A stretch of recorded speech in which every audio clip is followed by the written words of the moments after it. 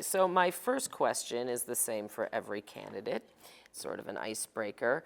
You were one of the first, if not the first, mayoral candidates to ever force a runoff in the city of Chicago in 2015. You did not win at that point. Why do you want to be mayor now? The city's at a very critical juncture. We haven't seen things that we're seeing in Chicago, 41% increase in serious violent crime. The city needs a new leadership. The mayor has been combative with everyone, from the city council to a lack of relationships in Springfield and in Washington. Given my rootedness in Chicago, given my years of helping to dismantle the machine, been a stand-up member of the community development community, I know what Chicago needs at this point in time. It needs a steady leader who can bring people together and turn the corner around in the post-COVID, post-racial reckoning period, where we can usher in prosperity with equity as a core value for Chicago. And you think you're the one that can bring different communities and different factions together? I do. That's been my history, fighting the rough and tumble politics of Chicago to dismantle the old machine that Chicago had national, international acclaim for. It's been replaced by better government, better politics, the inclusion of people that were left out. Whether it was racial minorities, black and brown, or women, we've transformed the political landscape. Plus, I've been present and working across communities for many years, both in government and outside of government, in the nonprofit and philanthropic sectors. You could, and then I'll move on, but some would say you've got this, this cushy congressional job, if you will. Why give that up to parachute potentially into the quagmire that some say the city is right now? It's my public service that gave me the great privilege of getting to Congress. In Congress, we've delivered for the city. We've kept it afloat. During the pandemic, the American Rescue Plan came to help Chicago, kept it from falling into a fiscal terrible place. And we've got other legislation that will be giving to Chicago infrastructure dollars, technology dollars, as well as energy efficiency dollars. I helped pass that legislation. I want to put that legislation to work for the future of the city. It's critical to the rebuilding of the city in an equitable manner. It's good for downtown Chicago, good for O'Hare, and it's really great for the neighborhoods. I want to be that leader. I'm an urban planner. I'm a community organizer and someone who's worked in philanthropy. All of those things converge at this time. I know the job is tough, but I've been around Chicago for over 40 years, fighting for good things.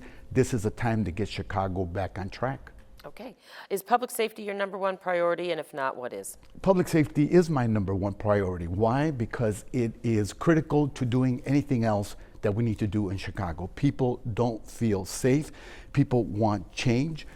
We need to rebuild trust between community residents and the Chicago Police Department. The roadmap to that is implementation of reforms of the police department, investing in the police department, fully staffing it, getting officers out of their cars and onto the streets. But at the core of everything that we do is trust. We need a new superintendent who will embrace the need for that trust and implement the consent decree. What are you looking for in a new superintendent? Someone within the ranks? What sort of experience? I prefer a Chicagoan. I'll respect the process, but I think we can get a Chicagoan. I think there's leadership within the city that is rooted, that is knowledgeable, that understands what has to be done to rebuild trust. I want someone who recognizes the importance of investing in communities, investing in violence prevention and intervention programs. That is a part of my background. It's work that I have done that is critical to making communities safer. So my plan calls for investment in neighborhoods and investment in a department that will be truly modern and reflective of the people of Chicago. So going back a bit, you mentioned that you want CPD to be fully staffed. Does that mean hiring more police officers? If so, how many? And how do you do that when the department is bleeding police officers and very few want to be here. That's why there is, because of the bleeding is why we need to invest in fully staffing the department, striving to fill the 1,600 jobs, plus increasing the participants, the cadets in the police department, and making sure that it is diverse at the same time. That is how we reach a goal of having real community policing and constitutional policing in neighborhoods. Chicago has never been at this juncture. That's why supporting a fully staffed, modernized police force with the right leadership is the accentuation of my plan. But how do you recruit? Do you have a plan, any incentives to bring future officers into this department? Transforming Chicago's leadership in the mayor's office and at the Chicago Police Department is critical. When you set the right tone, when you lead by example, when you begin to produce results, we will attract the folks that we need on the Chicago Police Department. We need more women, we need greater diversity, and we need people who care about responding to folks in need, whether it's domestic violence, mental health issues, or hate issues in places like the LGBTQ community where much violence has been experienced, or other racial or religious groups that are also under attack. In terms of incentivizing, though, would you consider looking at, and I was going to get to this later, but overtime is a big problem right now because there's, well, both financially, but also in terms of burnout, right? Because there's not enough police officers, et cetera. So some candidates have talked about maybe looking at ways of scheduling police officers differently. I mean, that's what I mean. Any concrete, specific examples of?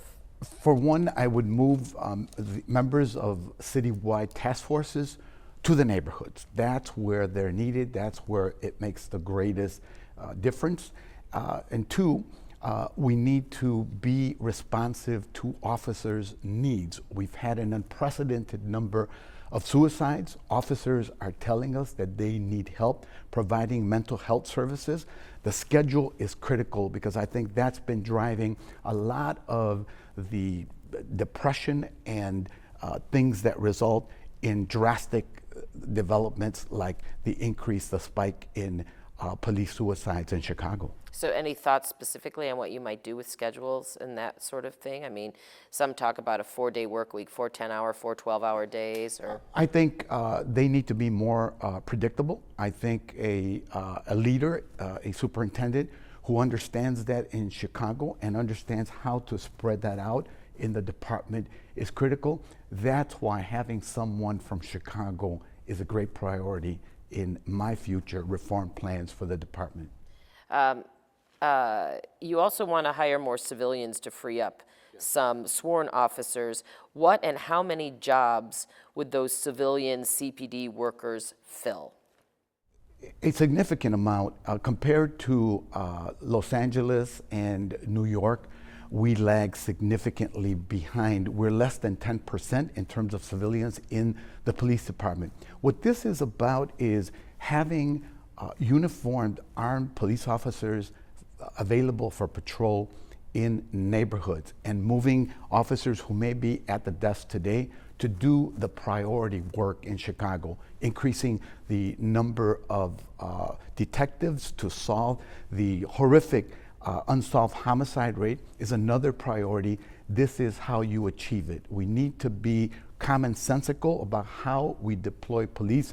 More civilians added to the mix is a part of that solution, and ensuring that our decisions are data-driven. So having a data-driven outcomes goal, as well as using allies like the crime lab at the University of Chicago with the recommendations that they've made that the mayor hasn't followed, is a part of that transformation and modernization that we need in the police department. What sort of jobs, though, would these civilian workers fill? Can you be more specific? Administrative jobs, figuring out how to handle data. You don't need someone with a badge and a gun doing that. There are a host of responsibilities that can be done by civilians that would save you money and prioritize focus on violent crime. So how do you, sort of concisely balance reducing crime with police reform? Public safety and reform are one and the same. The modernization of the police department will yield us a safer Chicago because we will be making the department more diverse. We will be prioritizing violent crime. We will be investing in violence prevention work in the neighborhoods. These are things that will complement what officers are doing in the neighborhood. Those who know who the actors that drive violence and crime in the neighborhoods are the police department's greatest allies. The police department has recognized this, and there are many, many organizations doing this work. From Roseland to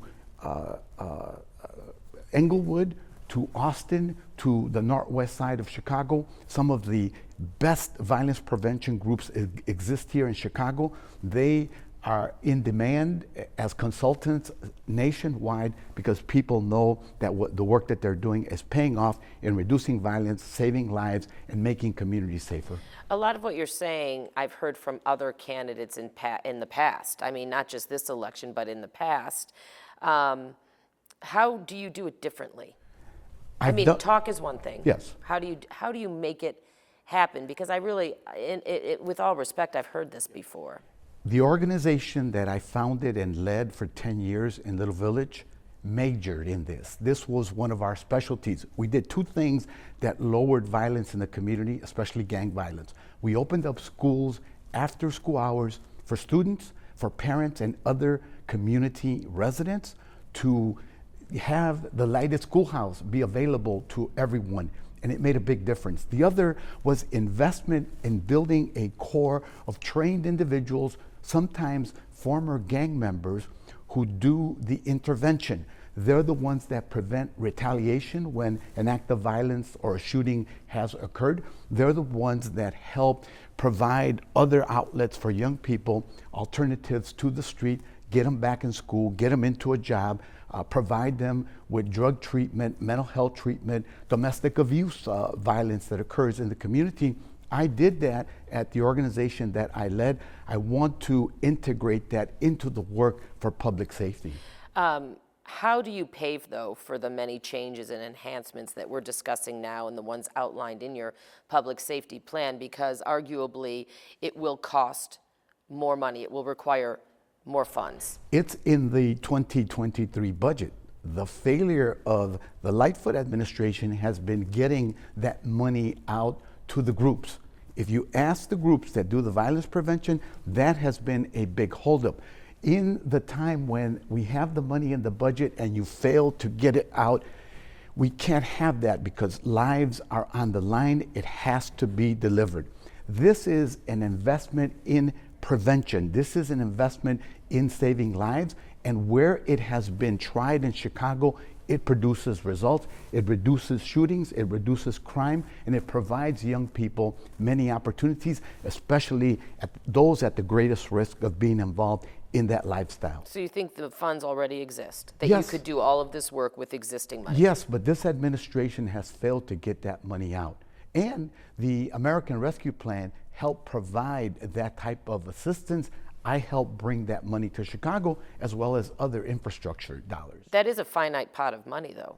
It's a finite pot of money, but remember, when we make Chicago safe, we can grow Chicago again. Having more residents, building more affordable housing is critical to growing our population. Unless you deal with public safety and reducing crime, you will not be able to grow Chicago.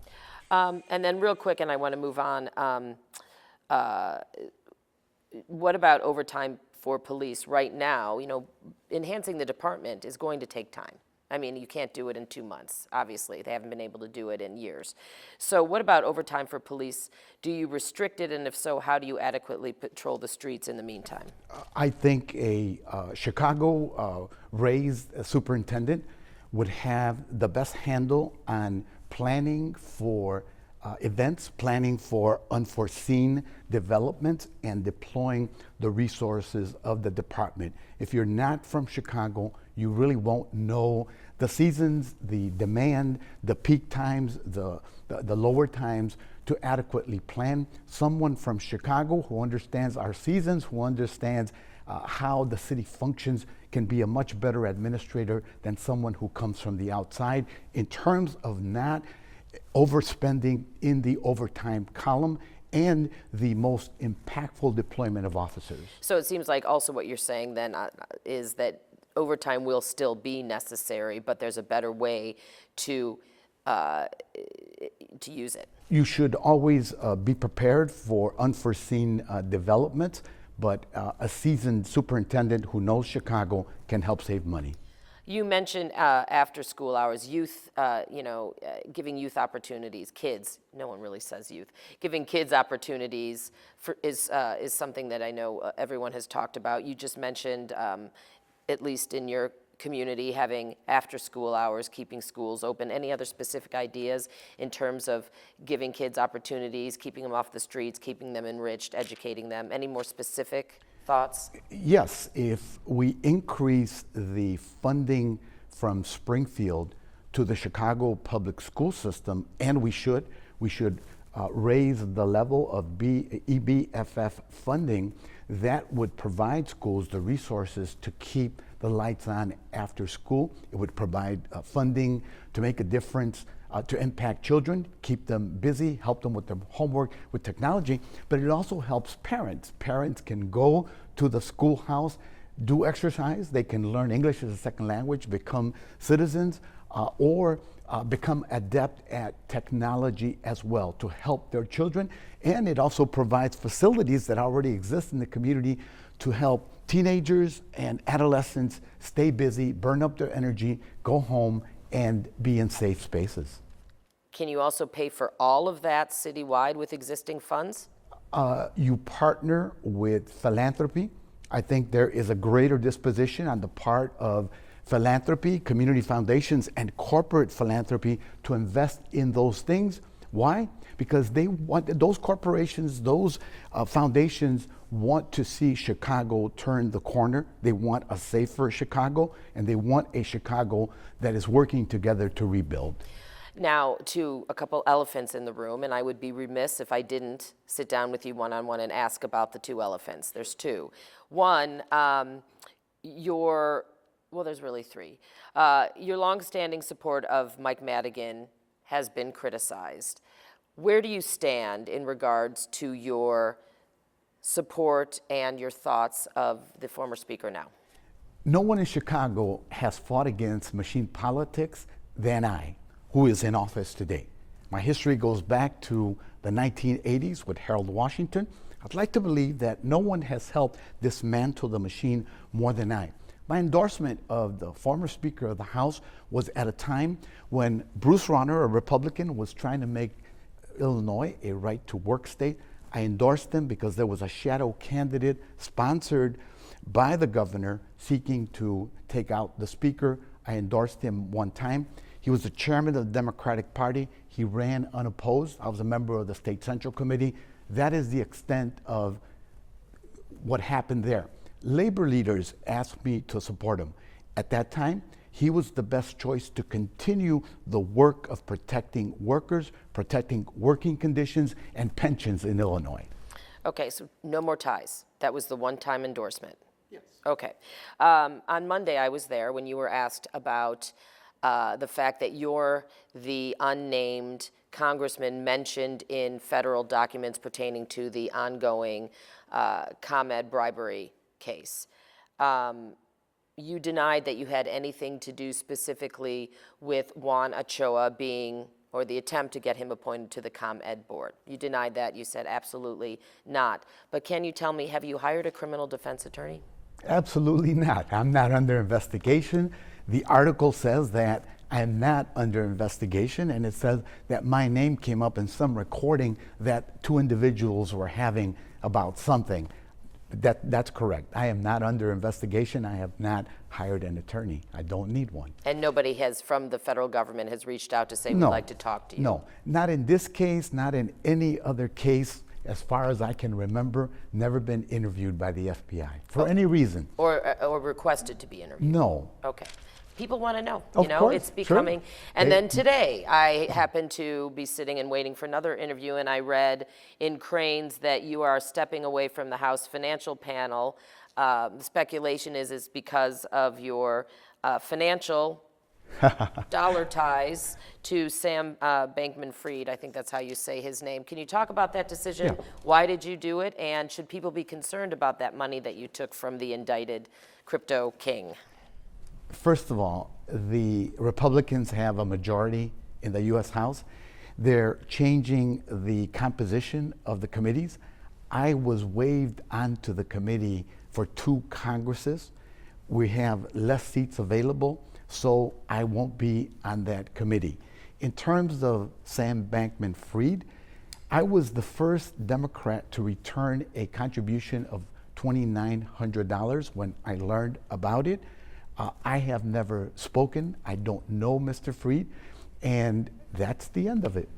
So voters, trust is a big deal. No surprises. If voters cast their vote for you February 28th and you make the runoff and you know, they cast their votes for you in April, they're not going to be hit over the head with an anvil of investigatory surprises down the line. Absolutely not. My record on ethics, good government, and good politics is longer than anyone else in elective office today. I am proud of it. I've helped young people find new paths to getting elected and empowered, especially over the past 6 to 8 years across Chicago and Cook County. Okay. You're going to like this next question because it is completely a different tone. And that is, what is one thing people don't know about you? That at one time when I was in the Illinois Senate, I was the chairman of the Illinois Senate Black Caucus. Senator Miguel del Valle and I were members of the caucus, and I was elected to that position by my colleagues. And there were a few notables who were members of that caucus. They included former State Senator Barack Obama, who went on to become president of the U.S., and people like former Senate President Emil Jones, and many other luminaries. So I cover, you know, I've been around a while now, and I covered government starting in '95, and I remember interviewing then Senator Barack Obama. So you must have been the head of the Black Caucus in the, what, early 2000s? No, I was the chair, I think 1997, 98. Okay, well, right before. Yeah, right before, yes. Oh, that Good is, guess. I did not know that. He had just arrived. Okay. Senator Obama. But I did not know that, so I that know. was good. You No, stumped me on that one. Almost no one knows that. Yes. Very proud of that. What about raising the need, if your plans, if you find you do not have the existing funds to implement the plans and ideas that you want if elected, would you raise taxes, and if so, which tax pot would you look to? I would hire the best and the brightest managers, including financial experts, to help us shepherd our way over the next few years. There will be budget challenges without a doubt. I don't want to raise property taxes on Chicagoans. I want to look for as many savings as possible. But because of my relationships with Springfield, both houses of the legislature and with the governor, I'm going to work really hard to increase the amount of funding for Chicago through the local government distributive fund, as well as additional dollars for Chicago schools. We have lost funding, and the amounts that we receive, they need to be restored so that we don't have to raise property taxes on people. Property taxes are very regressive. They're displacing people, and they're putting lots of pressure on longtime property owners who have lived in areas of the city that are being gentrified. One thing I forgot to ask you about is I'm going back to crime, but CTA.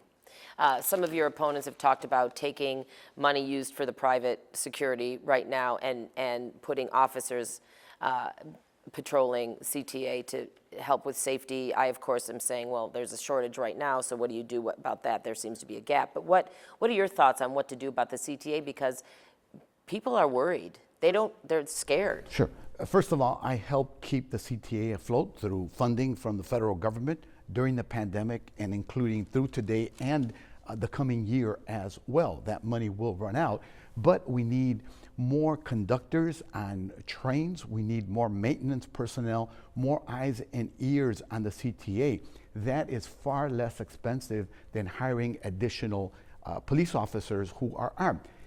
If you take the citywide units and deploy them to the neighborhoods, it will increase the availability of officers around stations to do patrolling on those stations as well. And that by, extrapolating from that, that would be a deterrent. Yes. As opposed to be Absolutely. reactionary, it would be a deterrent. Yes, it would. Okay, I just don't want to go over. Oh, we have more time than I thought. One thing that I want to also ask every candidate, usually it's the last question, and maybe we'll have time for one more, but that is, will I be safe? Will I be safer if you are elected mayor? You will be safer because I've been working on public safety issues for many years in Chicago as the head of a nonprofit, improving schools, making neighborhoods safer, doing violence prevention work. I have relationships with organizations, with the foundation world as well, and I'm working closely with city leaders, especially economic leaders, to get them to understand that Chicago can only move forward if we commit to greater equity. Public safety is the #1 issue. I have the best experience of any of the field of candidates working with police officers, with community leaders, with others who make a difference in the community to rebuild communities equitably. Will you, I have one more question, and I think that will be it, yes. Mayor Lightfoot campaigned in 2019 on several platform ideas, including transparency, and some criticize her lack of transparency. How transparent a mayor would you be? I will be very transparent. Remember that I was a part of an administration during Harold Washington where the first Freedom of Information Act was passed. It's been kept in place over several decades. I have been involved in efforts to improve government. I sought to create a publicly financed election system at the county board when I was a member of the county board to keep the influence of outside money out of politics and give the power back to the people who vote for us by leveling the playing field and ensuring that people with access to money don't have an unfair advantage over regular folks who want to work and serve ordinary people. Should there be more ethics reform within City Council? Yes, I think there ought to be more limits on contributions to the mayor and city council members, and I am for keeping big money out of politics as well, for the highest ethical standards that alderpersons should have, and the mayor itself, the mayor's office as well. And should there be more than a slap on the wrist if those ethics violations are not adhered to, or if there's actual violations? Because right now, I mean, I just raise my eyebrows. Someone almost literally gets slapped on the wrist and life goes on. Yeah, I think establishing fines is one way to make a point. There are some fines now. There are some fines, but alderpersons are also making better salaries. So conduct yourself appropriately, and if not, there ought to be consequences. Okay, and then let me look here. You've got a couple minutes. I'm just going to turn it over to you. Anything else you want to bring up? And you know, the more specific, the better, because a lot of us have listened to a lot of forums, and a lot of times it's general statement, general statement, general statement. What would you like to tell me? I want to tell you that the city is in a better place than it would have been if Congress hadn't delivered during the COVID period with shots, with protective equipment. We've protected children in schools and in the classroom.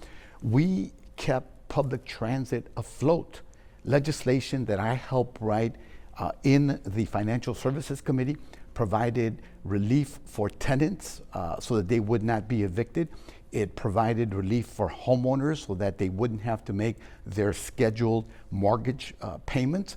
And the legislation that we passed in the Infrastructure Act is going to keep giving to Chicago, to our transit system, to O'Hare Airport, where the modernization of the airport will ensure that we stay a global city. It will invest in highways. It will invest in rebuilding the Blue Line on the Eisenhower. All of these resources will ensure that Chicago's economic engines will continue to churn and generate resources that we can then invest in the neighborhoods. But any mayor would have those funds. Not any mayor knows how to utilize and deploy those funds.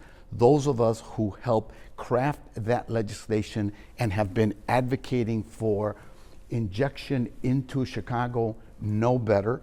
Thus, the coordination and the utilization of those funds are going to be critical, and I believe that I'm best suited. I'm the only candidate in the race who's been a member of the council, of the state legislature, of the Cook County Board, and in Congress. Those relationships will be critical for the future well-being of Chicago. I intend to use them, and my relationship with those executives and other legislators will be critical, including a direct line to the White House. Okay.